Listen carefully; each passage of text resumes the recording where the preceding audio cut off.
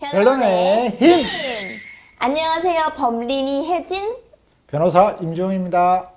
네, 오늘의 사연 한번 읽어보도록 하겠습니다. 네. 오늘은 직장 내 괴롭힘으로 안타까운 일을 겪은 사연입니다. 저희 언니는 간호사입니다. 그런데 몇 년 사이 언니의 안색이 급격하게 어두워지기 시작했어요. 저는 단지 업무량이 많아서 그런가 보다 했습니다. 그러던 어느 날 새벽 2시, 언니가 잠든 사이 언니의 폰이 쉴 새 없이 울려대는 겁니다.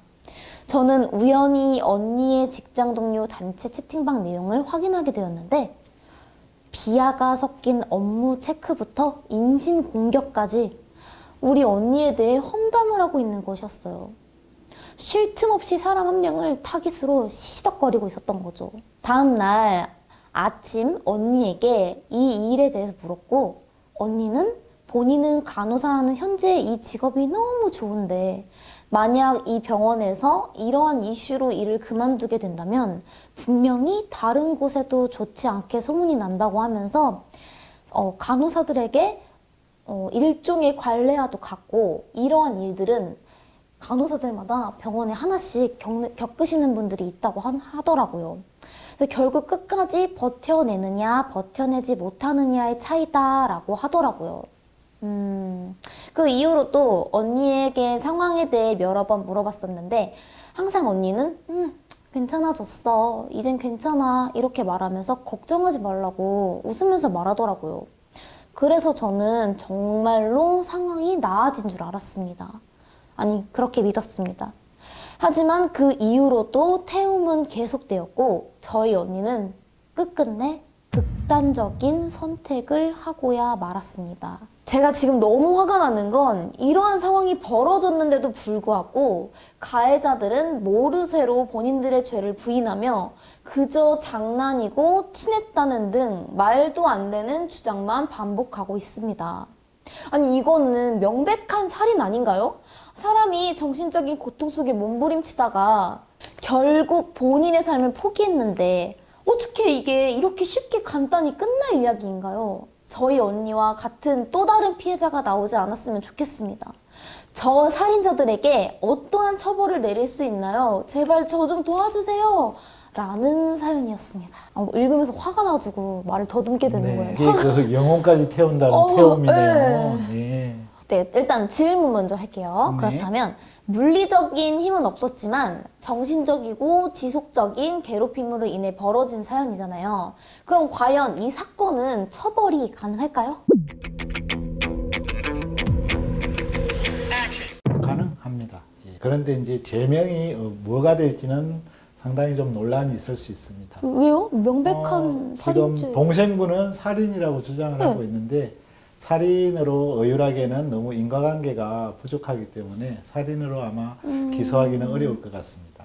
아니, 그 채팅창이라던가 막 다이어리라도 있을 수 있고 뭔가 증거들을 이분이 수집을 안 하진 않았을 거란 말이죠. 그 일단 괴롭힘. 단체방에서 했던 내용들은 명예훼손이나 모욕죄는 될 수 있을 부분이고요. 그리고 지속적으로 뭐 개인적으로 카톡이나 문자를 보내서 괴롭혔다 그러면 그거는 폭행이 될 수가 있습니다. 협박이나. 그게 상습적으로 이루어졌다면 상습 폭행이 될 수 있고 그걸로 인해서 어쨌든 정신과 치료나 이런 것들을 했다면은 아마 치상이 될 수 있는데 그런 부분으로 처벌은 가능하지만 살인으로 기소하기에는 좀 어려움이 있을 것 같습니다. 그러면 살인죄라는 것 자체가 그럼 진짜 대놓고 살인을 해야지만 혹은 살인 미수가 되어야지만 살인죄가 그건 아니고 이제 법적으로 살인의 고의가 있어야 되고요.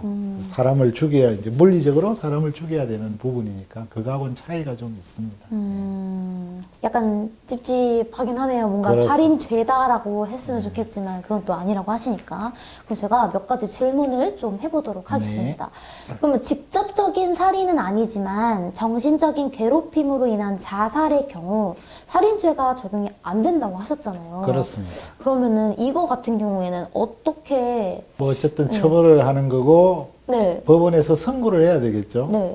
처벌을 하려면 수사를 해야 되는데 이 부분은 뭐 단체방 자료나 이런 것들이 다 있을 거기 때문에 아마 명예훼손이나 모욕은 충분히 해당이 될 거고 그리고 폭행도 지속적으로 이루어졌다면 상습 폭행으로 인한 부분이 있을 거고 정신과 치료를 받은 자료가 있거나 그러면 폭행치상이 돼서 처벌을 좀 높이 받을 수도 있습니다. 그래도 예. 높게 받게 할 수 있는 거죠. 살인죄만큼 막. 살인죄만큼은 받기는 어렵습니다. 또 안 된대 그것도. 네. 아쉽네요. 자, 그러면 두 번째. 일자리를 옮길 시 선임들의 입김으로 인한 피해가 생길 경우 이런 피해에 대한 처벌을 물을 수 있나요? 네, 물을 수 있습니다. 예. 어쨌든 다른 데 취업을 방해하거나 아니면 다른 직장을 옮겼는데 네. 그쪽으로 전화를 해서 걔 원래 그런 애야 그러면서 괴롭힘을 계속 지속적으로 요구하거나 이런 경우에는 네. 처벌을 받을 수도 있고 거기에 따른 손해배상 책임도 져야 되는 경우가 있습니다. 예. 특히 이제 이런 직장에서의 문제는 이제 근로기준법상 직장 내 따돌림 방지법이라 그래가지고 따로 규정을 두고 있습니다. 그래서 집단적으로 괴롭히거나 아니면 뭐 학대, 폭행 이런 것들을 못하게 하고 있고 그런 것들을 위반했을 때는 사업자도 처벌하고 그 당사자들도 처벌하는 규정이 근로기준법에 있습니다. 예. 사업자도 처벌할 수 있는 그렇습니다. 거네요. 사업자인데 요청을 했는데 뭐 방지를 하지 않거나 아니면 뭐 따로 조치를 취하지 않으면은 그 사업자도 책임을 묻게 돼 있습니다. 그건 되게 좋네요. 네.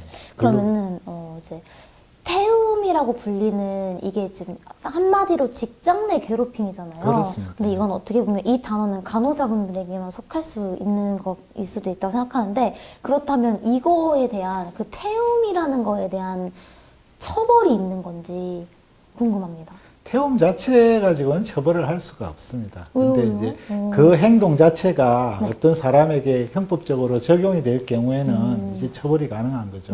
그게 집단적으로 뭐 욕을 하거나 그러면 모욕죄가 될 수 있는 거고 없는 사실을 퍼뜨리거나 하면 허위 사실에 의한 명예훼손이 될 수 있는 거고 그리고 한 개인이 밤낮으로 지속적으로 문자나 전화를 통해서 괴롭힌다고 그러면 폭행이나 협박이 될 수도 있으니까요. 그런 걸로 처벌을 할 수가 있습니다. 태움이라는 것만으로는 불가능하지만 그 이외의 것으로 처벌은 가능하다. 예. 자, 그렇다면 어쨌든 이거 자체가 직장 내에서 발생하는 거잖아요. 네. 내가 속한 직장? 그럼 이게 산재가 혹시 되나요? 이럴 경우에는 산재에도 해당될 수 있습니다. 근데요? 정신적으로나 육체적으로 어쨌든 이 일로 인해서 쓰러졌을 경우에는 산재에 해당될 수 있습니다. 해당된다. 아까 전에 말씀하셨을 때 직장 내 괴롭힘으로 인해서 보통 다른 죄들은 뭐 가능하다고 하셨는데 좀 살인죄는 좀 고의든 미필적 고의든 그게 되게 적용하기 어렵다고 하셨지 않습니까? 네.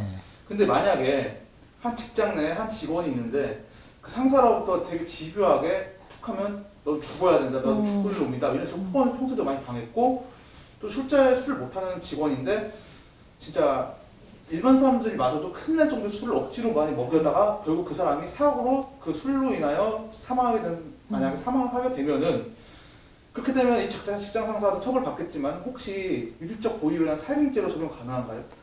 그 미필적 고의와 인식 있는 가실이라는 이런 영역이 있어요. 그러니까 네. 형법상 과실범이냐 고의범이냐 이걸 따지는 이론이 있는데 기본적으로 살인은 고의가 있어야 되는 부분이고 그 고의의 영역이 과실과 차이되는 부분이 미필적 고의예요. 근데 미필적 고의라는 걸 적용을 함부로 하게 되면 엔간한 사고가 나는 경우에 교통사고 특히 이런 부분들에서 큰 문제가 될 수 있는데 내가 가속을 하면 다른 사람이 죽을 수도 있다 그러면서 사고를 해서 사람이 죽었을 때 그렇게 되면 그런 경우에도 살인으로 처벌을 할 수 있는 경우가 생겨요. 그러면 불의의 손해를 보는 사람들이 많이 생길 수 있기 때문에 그런 경우까지 고의를 그렇게 넓히지는 않아요, 법원에서. 네, 그래서 쉽게 뭐 이렇게 따돌림이나 이런 것들로 인해서 살인으로 처벌을 하는 경우는 거의 드뭅니다.